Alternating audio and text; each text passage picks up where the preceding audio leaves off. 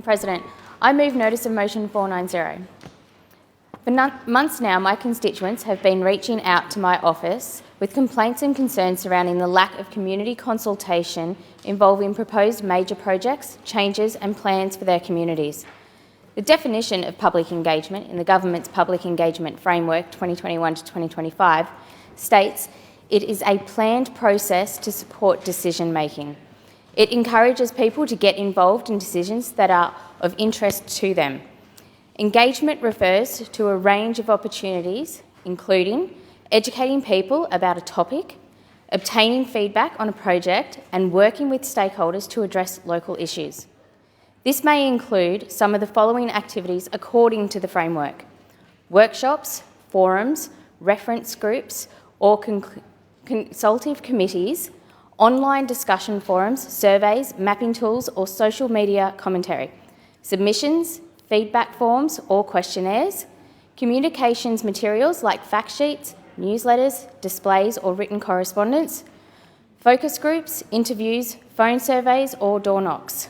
The government's Public Engagement Framework 2021 to 2025 also states that the Victorian Government commits to meaningful, principled and inclusive public engagement. But this is not what my constituents are reporting to me. How can the government disregard their own framework for community engagement and allow big corporations to do the same?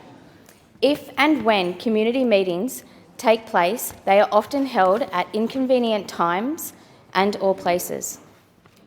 Communities are given very short notice of these meetings being held, and they are often held at times of day which many people are unable to attend.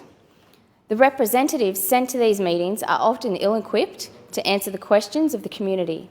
My constituents often feel bullied, intimidated and threatened by the representatives who use these meetings as just another box-ticking exercise. I have been told by one community that they were told to accept a proposed battery storage facility or end up with a nuclear reactor. How can this be an acceptable statement during a meeting with concerned residents? My constituents feel as though their concerns are not being listened to, as they are generally brushed off and not taken into consideration during the planning process. I have heard stories over and over again of communities being told they are being difficult, overdramatic and unreasonable, a classic gaslighting situation inflicted by the developers. Most of the time, these constituents have genuine concerns around the projects or changes being made to their communities. I myself have attended numerous public consultation meetings to simply observe the process and listen to the concerns of my constituents. I have no doubt that the authenticity of my constituents' reports on statements made, lack of information provided and dismissal of concerns in regards to public consultation meetings they are reporting on. Every week we see rallies in many regional communities asking for the government to listen to them. There are numerous issues my communities are trying to be heard on, be it solar and wind power generation facilities, the amalgamation of their hospitals, or the reclassification and closure of state parks and forests. These issues cause a huge amount of fear and angst amongst the communities in my Northern Victoria electorate. These communities just want to be heard and for their concerns to be addressed. As it stands, they feel ignored, disregarded and dismissed. I am certain that I am not the only member in this place that has heard these concerns from their constituents, as it is happening all over this state. From the inner city with rail and road projects, to rural communities with solar and wind energy projects, Victorians' voices are being ignored. Members of this place need to remember that it is our constituents that elect us, that we are the voices of our communities in this place. It is an honour and a privilege to stand here and represent communities who have put their faith in us, their elected members. Therefore, we need to stand up and represent the needs of those who elect us. Steamrolling projects through communities with genuine concerns is not representing our electorates to the best of our abilities.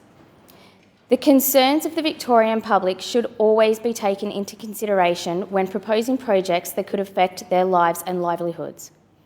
Although the government has established a public consultation framework, I feel that it is not meeting the expectations of the people we represent. It is vital that we ensure thorough public engagement so that we do not make mistakes that will impact the lives, homes, environments and societies of the people who rely on us to provide a better future for them. Giving our constituents an opportunity to contribute to an inquiry into the public consultation process will allow their voices to be heard and allow them to work with us to shape a stronger process of community consultation. I call on the government to launch an inquiry into the practices of community engagement on both a government and private level.